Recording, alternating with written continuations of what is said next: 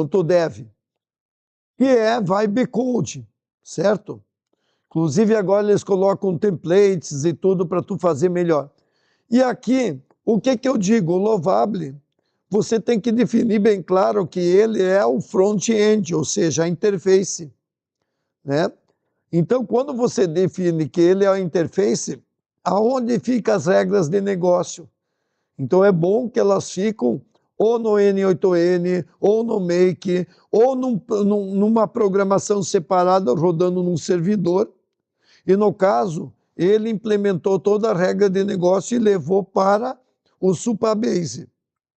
E aí o Supabase usa, né, o Postgre como base de dados, né, de banco de dados. Então, nós temos sempre 3 camadas. A camada interface, a camada de regras de negócio e a camada onde os dados se ficam. Veja, para quem não é programador, o N8N e o Make é a salvação. E ainda mais nós podemos usar, né, humanos, nós podemos usar o Cloud para fazer nossa declaração do que nós queremos e ele vai construir o código para nós do N8N, por exemplo. Então, quer dizer, eu consigo construir cada vez coisas, mesmo sem dominar o assunto, mas é importante a instrução. Então, esse cara conseguiu, em uma semana, substituir a capacidade do programador bala que saiu usando Lovable.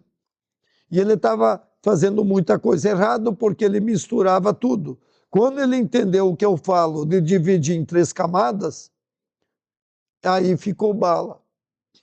Tá bom? Então, por isso que eu digo, quando nós vamos pegar aqui no caso, né, e eu vou dizer assim, quero trabalhar em aplicação.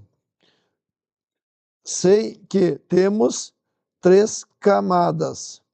A interface, ou seja, o front-end, o meio que é as regras de negócio e o terceiro, a terceira parte, que é a base de dados do banco de dados. Se eu chegar e disser para ele, quero que você crie uma imagem mostrando isso de forma gráfica. Vamos ver se ele vai conseguir fazer isso para mim.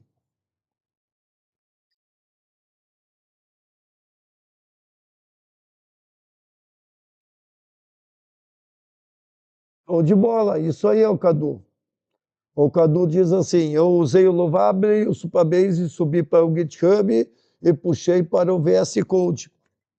Quem é mais técnico, entendeu? Essa geração de desenvolvedor que conseguir, né, entender de código e entender de Vibe Code, ele vai se dar bem. O cara que é analista de negócio e conseguir levar, né, o negócio dele para o Vibe Code, ele não vai precisar nem da equipe técnica no futuro, porque o código vai ficar cada vez mais eficiente. Vamos ver se ele ficou aqui. Ó, então ele criou a primeira camada front-end, a segunda camada de back-end e a terceira camada de banco de dados. No passado, quando eu desenvolvia, a gente desenvolvia no front-end e depois nós levamos toda a parte de negócio para dentro de um banco de dados, onde nós tínhamos, na época, Story Procedures. O que era? Era o código de negócio que independia do front-end. Então, hoje, eu posso dizer que esse front-end podia ser o WhatsApp. Esse front-end podia ser, né, o e-mail. O front-end podia ser um chatbot, o front-end pode ser uma aplicação no celular. Então eu posso ter multicanais aqui, atendendo o negócio, certo?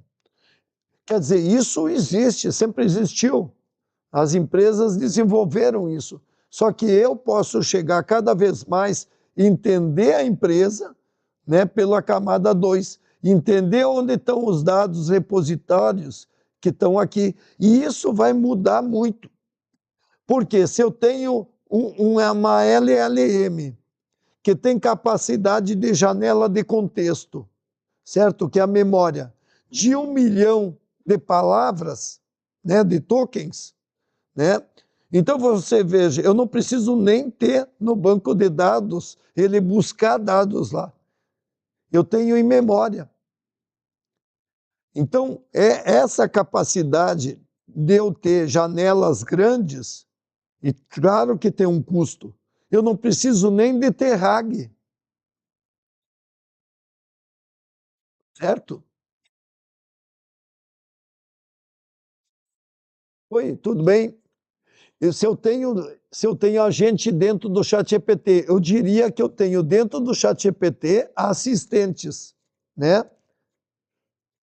Os agentes a gente tem em cima do N8N, por exemplo, e um ou outro agente no Make, porque como o Make é mais linear, ele até tem agora a capacidade de fazer agente, mas eu estou dizendo nós que eu conheço o pessoal, a gente não está focando nesse agente, não.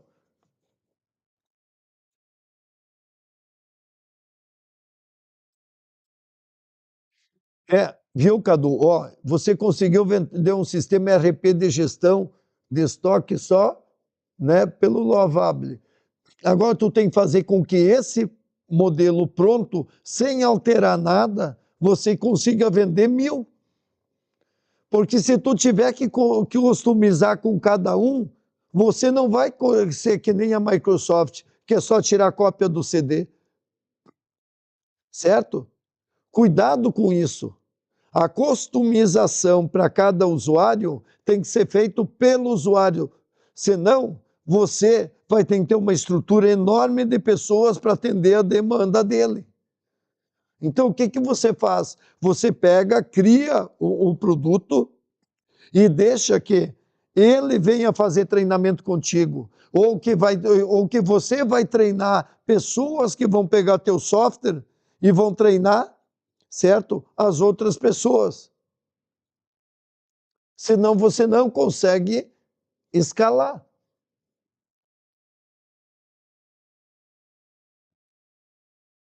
Isso aí, certo? Então esse é o ponto importante. Você faz mentoria, mas você tem que fazer mentoria em grupo. Porque se você fizer mentoria individual, o teu tempo é limitado.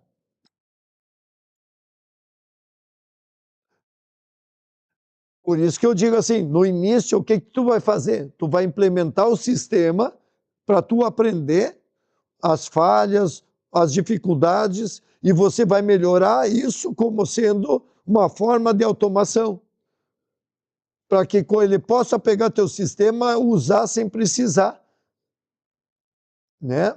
E aí sim, você vai poder sim treinar as pessoas a usar teu sistema. Talvez no início o que tu faz? Vai lá para o YouTube e começa a demonstrar teu sistema, demonstrar,